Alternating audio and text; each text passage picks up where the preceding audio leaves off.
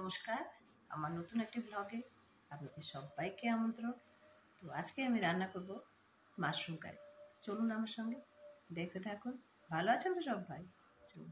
তো আমি মাশরুমগুলোকে বাজার থেকে এনেছি।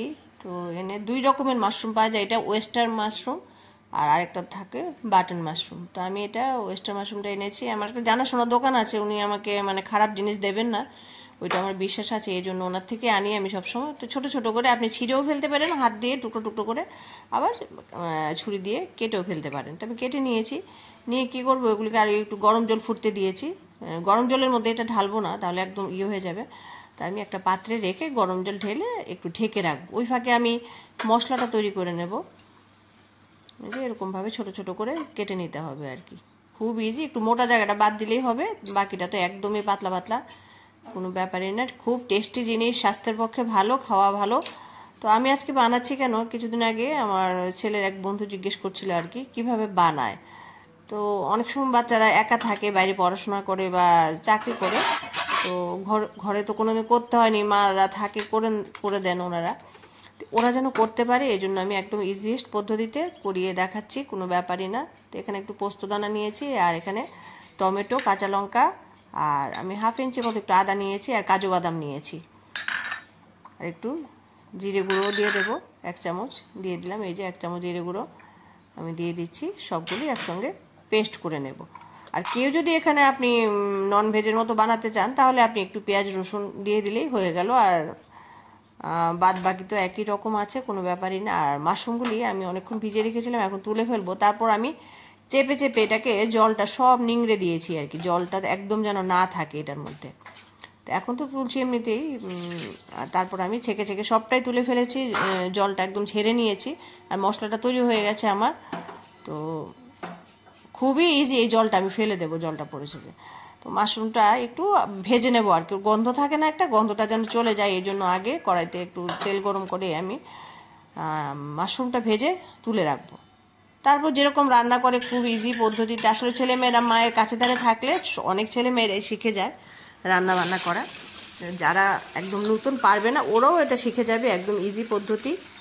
আমি যেহেতু শর্টকাট রান্না করি, তো আমারটা শেখাটা কোনো ব্যাপারই না, আমি তো সেরকম শেফ টেপ নই। আমি যেরকম ঘরে করে ফেলি ঝটপট করে, সেরকম আর কি। একটু নুন দিয়ে আমি এটাকে করব, ভেজে নিচ্ছি আর কি, এরকম কম, সেরকম একদম ভাজা না, একটু জাস্ট গন্ধটা যাওয়ার জন্য, তাহলে ভালো লাগবে আর কি খেতে। তো এখন আমি নামিয়ে ফেলবো এটাকে।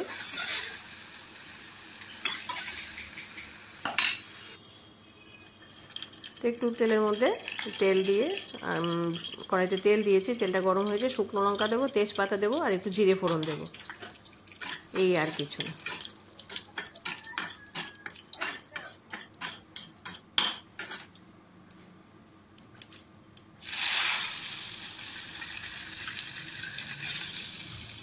আর আলুগুলো ডুমো ডুমো করে কেটে রেখেছিলাম, সেই আলুগুলোকে আমি দিয়ে দিচ্ছি। এগুলোকে একটু ভাজা ভাজা করে নিতে হবে।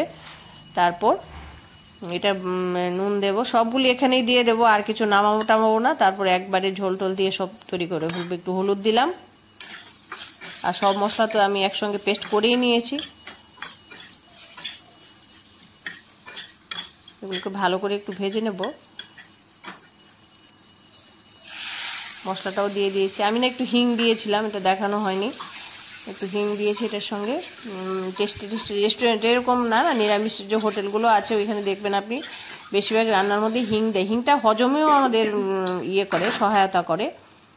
তো আমি একটু হিং দিয়ে নিই। আর যারা নন ভেজ খাবে, ওদের তো পেঁয়াজ রসুনে সেটা গন্ধ এসেই যাবে।